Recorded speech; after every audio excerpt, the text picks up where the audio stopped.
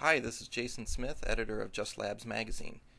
We usually send out an email or make a post on Facebook to let you know when an issue is on press, but this time we thought we'd actually show you.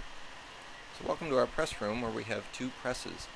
The first one is the smaller press which runs the covers of our magazines. And speaking of covers, here's the next one, our January-February 2011 issue. Look at this handsome guy. At the far end of the press, the pieces come off at about 12,000 per hour, and our pressman Joe will take a sample page and measure the ink density, making tiny adjustments to the press. When he's satisfied, he fires it up again. On the other side of the room is this behemoth, our huge 8-color press where the guts of the magazine are produced. On a single sheet of paper, 16 pages of the magazine are printed, 8 per side. This is called a signature. At the beginning, this is Ray, one of our pressmen, a roll of paper is prepped.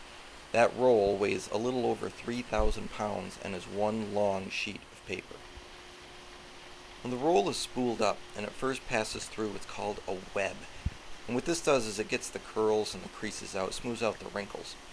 And we have to make our own sheets. Within this section, right behind that piece of glass there, the paper is cut into individual sheets, which are then stream stacked as they enter the press. In every sheet of paper, only 4 colors are used: black, cyan, magenta, and yellow, to make every other color you see in a magazine. Ours is an 8-color press because it perfects, that is, it prints both sides of the sheet in one pass. The ink is applied through an automatic dispenser, those boxes you see up there, which drops it into the fountain. The fountain ball distributes the ink onto the roller train. The roller train smooths out the ink and applies it to the plate.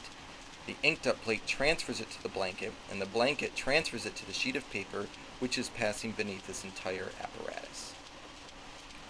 Now after this, the sheet gets flipped in the perfector, and the blank side goes through the same process with the 4 colors again. First black, and then blue, and then over to magenta, and finally one more pass through yellow. And then the paper goes through dryers and hot air knives underneath that silver floor there.